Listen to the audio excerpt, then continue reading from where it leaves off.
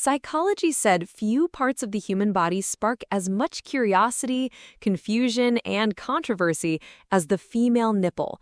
Though tiny in size, this small piece of anatomy carries an enormous weight in culture, psychology, and human connection.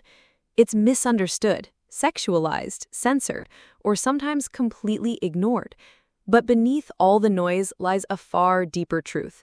Women's nipples are biologically essential, neurologically complex, and psychologically powerful in ways that most people rarely stop to consider. Before we begin, hit subscribe and tap the notification bell. You won't want to miss what's coming next. If this resonates with you, drop a 1 in the comments. If you think differently, leave a 0 and tell me why. Now, let's dive in with the biological foundation. Women's nipples serve a vital evolutionary purpose that transcends any cultural narrative. During pregnancy and following childbirth, the nipples become a critical conduit for sustaining life through breastfeeding. This act alone defines their biological importance. But nipples are far more than just feeding mechanisms. The skin surrounding them, known as the areola, is densely packed with nerve endings and smooth muscle tissue, making them highly sensitive to even the lightest touch or temperature change.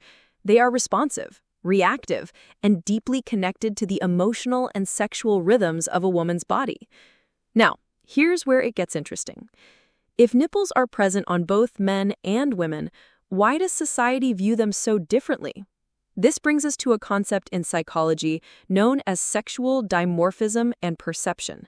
The idea that the same trait is interpreted in radically different ways depending on the gender of the person it's attached to. A man's bare chest is casually accepted, seen at beaches, on TV, and even in advertisement.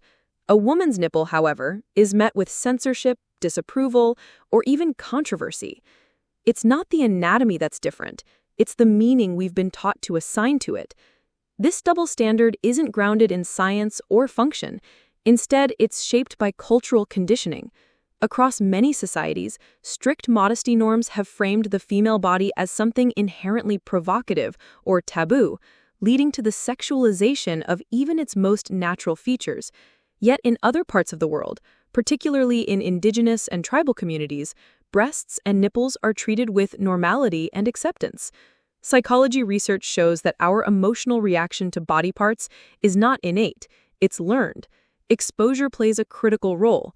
When we're consistently taught that something is forbidden or shameful, it becomes psychologically charged, even if it's biologically neutral. Consider this.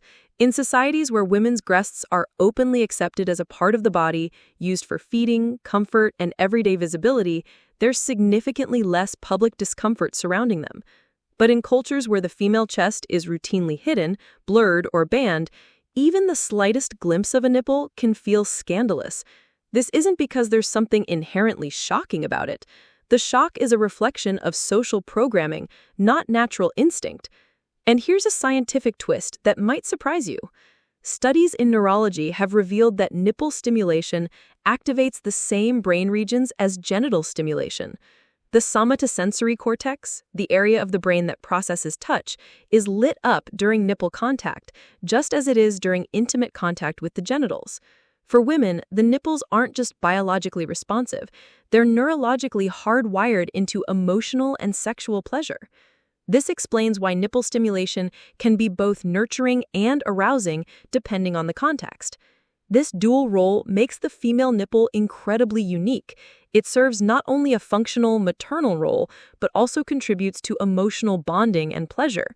That's not contradiction, that's complexity. And yet, instead of appreciating this complexity, society often oversimplifies or vilifies it. This leads to confusion, insecurity, and shame, especially among young women trying to understand their bodies in a world that sends mixed messages. It's also worth exploring how this confusion impacts mental health. Women who grow up in environments where their bodies are policed or sexualized without consent often struggle with body image issues, anxiety, and even disassociation from parts of their own anatomy. When a natural feature becomes a source of shame rather than acceptance, it disconnects individuals from their own sense of autonomy and comfort. Conversely, Open conversations and body-positive education can lead to greater self-acceptance, empowerment, and healthier relationships not just with others, but with one's own self. What's truly remarkable is how society manages to sensationalize something that's not only biologically natural, but essential. The discomfort isn't born from the nipple itself, it comes from the silence, the censorship, and the misunderstanding surrounding it. And the only way to change that narrative is through awareness and education. When we begin to see the female body through a scientific and psychological lens, rather than a purely sexualized one, we open the door to healthier cultural norms and a more balanced sense of gender equality. Let's not forget that even within female experiences, nipple sensitivity and emotional response vary greatly. Some women report intense stimulation and pleasure from nipple contact, while others or no arousal. Hormonal changes during menstruation, pregnancy, or menopause can also heighten or dull the sensitivity. This range is natural and normal. The key is understanding one's own body without comparing it to unrealistic or external standards. Also, interestingly enough, the nipple has become a battleground in social and digital media spaces.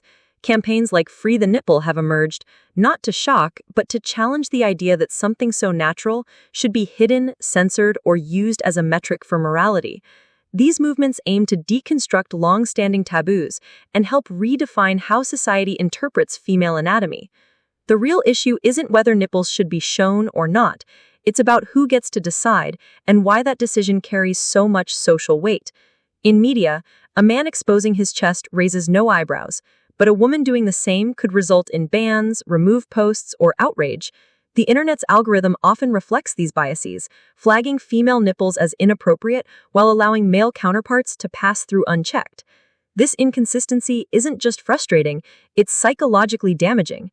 It reinforces the idea that female bodies are inherently shameful or hypersexualized, creating a mental divide between what is and isn't considered acceptable. In the end, the female nipple is a symbol not of provocation, but of how society chooses to engage with femininity, biology, and emotion. It represents both care and complexity, both function and feeling. To reduce it to a taboo is to ignore its richness. To embrace it with understanding is to allow women greater ownership over their bodies and stories. Conclusion: women's nipples are not merely physical features. They are symbols of nourishment, emotional intimacy, and misunderstood power. Their importance lies not in how they look, but in how we choose to understand them. They are neurologically significant, culturally distorted, and psychologically essential. The real shock isn't their existence, it's our collective failure to understand and embrace them fully.